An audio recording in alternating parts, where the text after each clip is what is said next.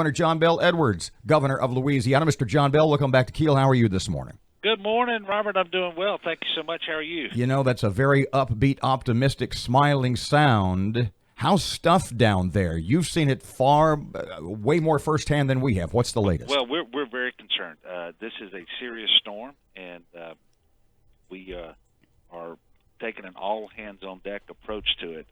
If you just look at the projected path and the width of the rain bands that are going to come in, most of South Louisiana will certainly be impacted initially, and now the tracking path shows that it could exit the state up in right between Monroe and Shreveport, and so this is going to be a big rain event. And what makes this particularly troublesome is our rivers are already at flood stage. In fact, Robert, we've had flood stage levels on the Mississippi River for, I think, 259 consecutive days. Oh, man. This will be the first time that we've ever had a hurricane hit, and we expect that Tropical Storm Barry will hit as a hurricane tomorrow morning, somewhere around Morgan City. This will be the first time we've ever had a hurricane hit while the Mississippi River was already at flood stage. Governor, we've got some friends, we've got some friends down in New Orleans, and Matt, our producer, texted one of them yesterday. And he was sort of, I don't mean to be nonchalant or say that he was nonchalant, but his text literally was, typical New Orleans day, 6 inches of rain in the lobby. Is it is it an up and down thing? Is it like 5 inches of rain here, an hour if it's okay, 6 inches of rain here, 3 hours if it's okay? How's that working? Well, look, it's going to be tough. Day before yesterday, New Orleans got a torrential downpour, and it happened in a very short period of time. And the good news is, if there's good news in such a thing, they were able to test their system, so they generate their power to run their pumps. The power generation was good. 118 out of 120 pumps were working. That's the most they've had in a long, long time. And very quickly they were able to get the water off the streets and out of the buildings. But they're going to get a lot more rain when this storm comes aground. But it's going to primarily be a rain event. But Robert, as you know, there's been a lot of talk about the levees in New Orleans because the river's at flood stage. Based on the most current forecast, we do not anticipate, it is not predicted that the river will overtop the Mississippi River levees anywhere. And a day ago, we had a forecast yesterday morning where that could happen in Lower Plaquemines Parish, but the anticipated water levels have decreased. We don't expect that to happen anywhere. And I do want to make sure that everybody understands that no time has the forecast been for overtopping of levees in New Orleans or Jefferson Parish or in St. Bernard Parish. It's always been in Lower Plaquemines, but even that has been lifted now. But it's serious, and we're obviously monitoring it. But this storm is going to come ashore directly in the Morgan City area. There's going to be significant wind in that location, as you always get from a hurricane. But primarily, this is going to be a rain event. And I know you and Aaron remember 2016. Sure. We had 56 of 64 parishes declared a major federal disaster, and we didn't have a named storm at all.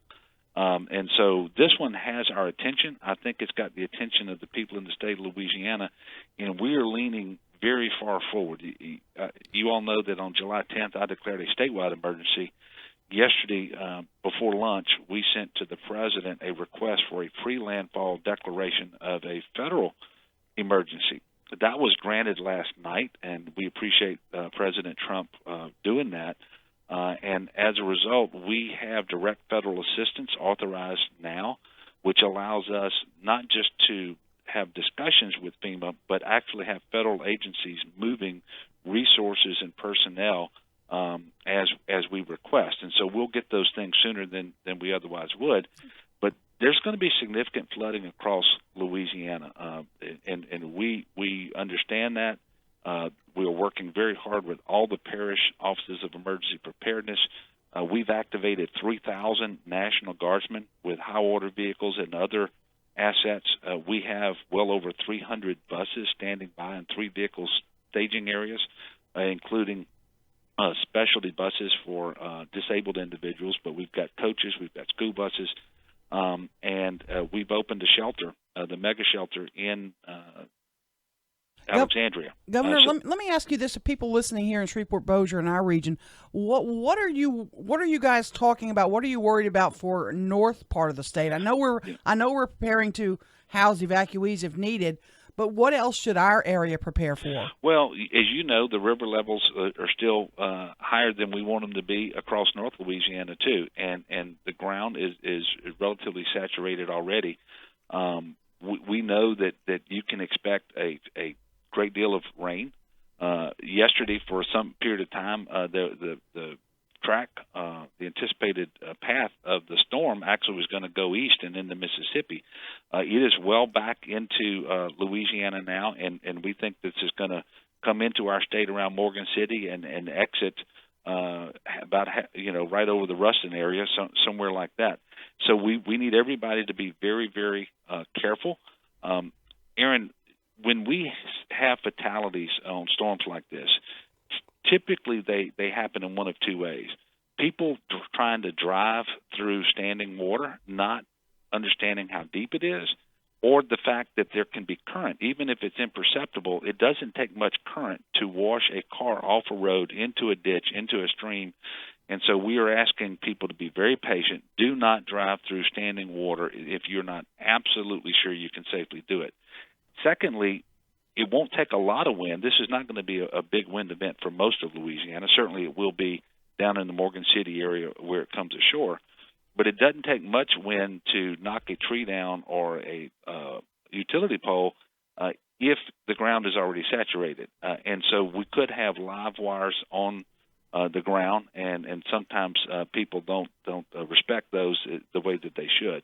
But we need people to be very, very safe, very cautious, and patient, and pay attention to what local authorities are saying in terms of where roads are dangerous and closed, and if evacuation recommendations come out. And we're not expecting evacuations in North Louisiana, but we have about 10 parishes with voluntary evacuations in some parts of the parishes now, and 2 parishes have mandatory evacuations in low-lying areas down in Plaquemines and in Jefferson Parish as well. So this is going to be a significant event, and we're asking everyone to pay very careful attention to it, and listen to the warnings that they're going to be given by local officials. Governor John Bel Edwards, thanks for squeezing us in this morning. Well, we appreciate Aaron, it. before I go, Yes. I want to congratulate you Thank you. on the 2019 Gracie Award. 35 years in radio. And I just want to, and it says in Shreveport. Have you been all 35 years in Shreveport? Because I know you were down in Hammond. All 35 years, 1 year in Hammond, but 35 years here. The first winner from Louisiana, Governor. That's kind of cool, huh? Well, that is very cool. Congratulations to you. You Governor, bet. if it weren't for me, she'd have won 10 years ago. That's how. A pleasure, sir. Thank you for your time. We look forward to seeing you when you get up this way. Thank you, Robert.